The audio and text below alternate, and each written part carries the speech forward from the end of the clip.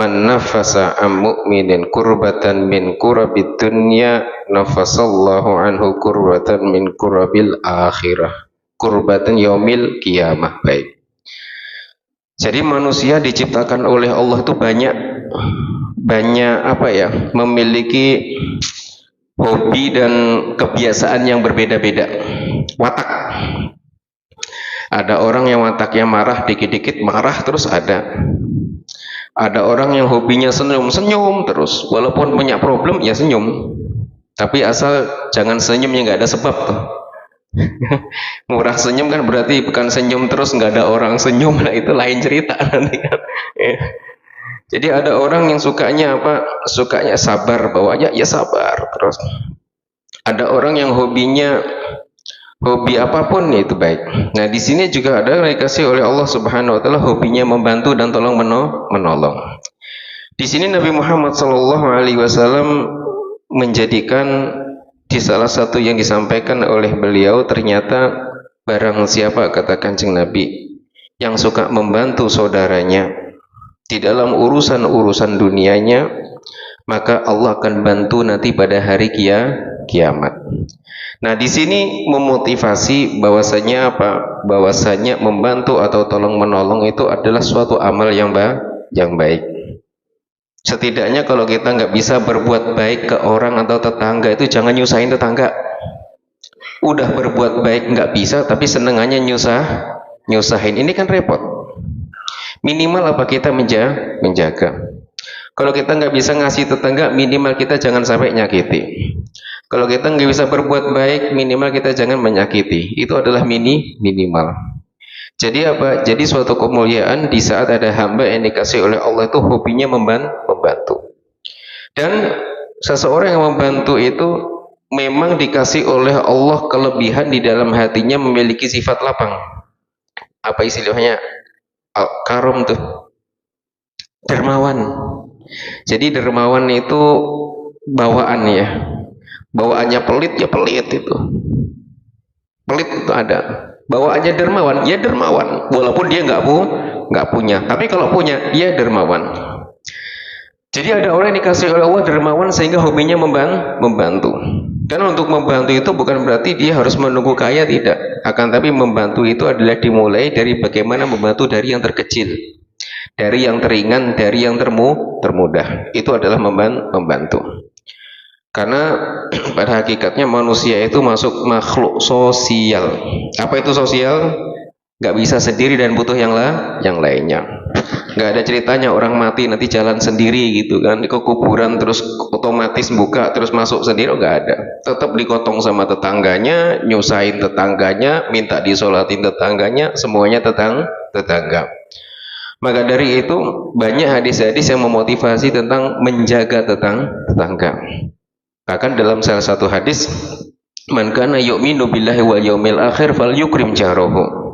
Barang siapa yang beriman kepada Allah dan hari akhir, hendaknya dia menghormati tetangga lagi. Banyak hadis menghormati menyangkut tentang tetangga. Kenapa banyaknya hadis yang memotivasi untuk berbuat baik dengan tetangga? Karena banyaknya cerita di dalam hadis yang menyebutkan tentang orang yang masuk neraka gara-gara tetangganya. Punya tetangga yang nyebelin nggak mak kira-kira mak? Ada nggak yang nyebelin gitu kira-kira? Sebenarnya nyebelin itu Allah kirim buat kita agar sabar. Sebenarnya Allah bisa ngirim tetangga kita baik semuanya gitu kan. Tapi setidaknya pahalanya kan kurang banyak tuh kalau nggak ada sabarnya tuh. Makanya kadang yang dikirim agak nyebelin dikit sehingga kita harus kadang ngelus dada kan gitu kan. Astagfirullah. Ngomongnya jarang ngomong, tapi sekali ngomong pedes. 2 kilo cabenya atau pedesnya tuh nyes gitu kan, alhamdulillah gitu kan. Ya itu Allah ngirim. Karena kalau Allah nggak ngirim, kira-kira ada nggak mereka di antara kita? Kan tidak ada. Gampang Allah untuk memuliakan hambanya. Seandainya hamba manusia ini nggak pengen dijadikan susah, ya gampang. Nggak usah diturunkan ke dunia, biar di surga aja nyaman terus nikmat dengan nikmat surganya. Bisa tidak? Ya bisa. Tapi kenapa Allah turunkan ke dunia? Biar banyak cerita, banyak drama. Ada kebaikan, ada kejelekan, ada susah, ada bahagia, ada ketawa, ada canda, ada ini itu. Semuanya itu adalah perjalanan hidup. Dari sinilah Allah Subhanahu wa taala ingin mencari apa? Ingin mencari di antara hamba-hambanya tadi mana hamba-hamba yang suka berbuat baik, mana hamba-hamba yang tidak. Allah Subhanahu wa taala berfirman, "Man jaa'a bil hasanati falahu asyru amsalha wa man jaa'a bis sayyi'ati fala yujza illa mithlaha." Di dalam ayat disebutkan bahwasanya kalau seseorang berbuat kebaikan satu kali akan dilipat gandakan oleh Allah 10 kali. Itu adilnya Gusti Allah. Berbuat kebaikan dilipat gandakan 10. Tapi kalau berbuat kejelekan satu, ya satu. Mana yang lebih hebat? Allah apa mana kira-kira? Allah hebat. Jadi hambanya berbuat kebaikan dilipat gandakan 10. Tapi di saat berbuat kesalahan sama, cuma dikasih satu. Satu kesalahan, satu dosanya.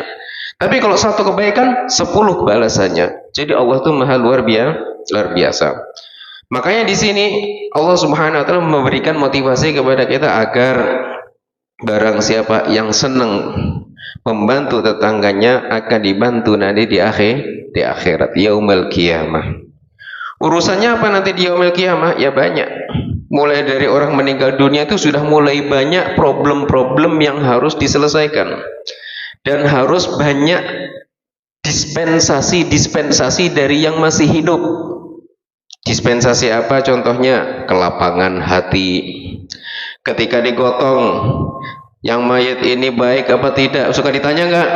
Ketika digotong tuh, baik tidak? Baik. Walaupun kadang mayatnya nyebelin tuh. Ini orang hidupnya nyebelin. Ketika ditandu ditanya ini baik tidak? Ya semua menyaksikan baik. Nggak ada bilang itu mayatnya kurang ajar itu hidupnya itu.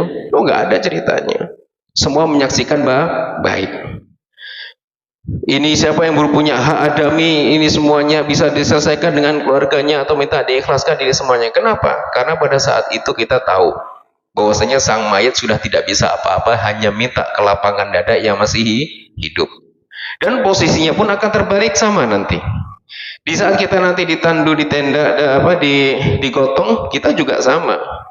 Di saat yang hidup nanti Pak lebihnya apa siapa itu nanya kepada yang hadir itu, mayat ini mayat yang baik tidak? Kira-kira deg-degan nggak yang digotong nanti kalau sampai ada yang ngomong, waduh saya dulu pernah ditonjok itu kan enggak juga. Butuh kelapangan. Sehingga yang lapang ya akan lapang nantinya. Makanya membantu itulah kita butuh dengan semua tadi. Manafasa, jadi gampangkan urusan manusia. Sehingga apa? Digampangkan urusan nanti. Urusan mungkar nakir, pertanyaan alam kubur gampang. Ketika nanti yaumil hisab, hari perhitungan amal, di saat amal kita ditimbang semuanya, disaksikan oleh sejagat, diminta kesaksiannya satu persatu, siapa yang disakiti, siapa yang dolimi, semuanya saling lapang. Nah itu butuhnya. Maka dari itu apa? Ayo semuanya kita memotivasi diri bagaimana kita berusaha untuk saling membantu yang tujuannya tidak lain akan kembali kebaikannya untuk kita semuanya.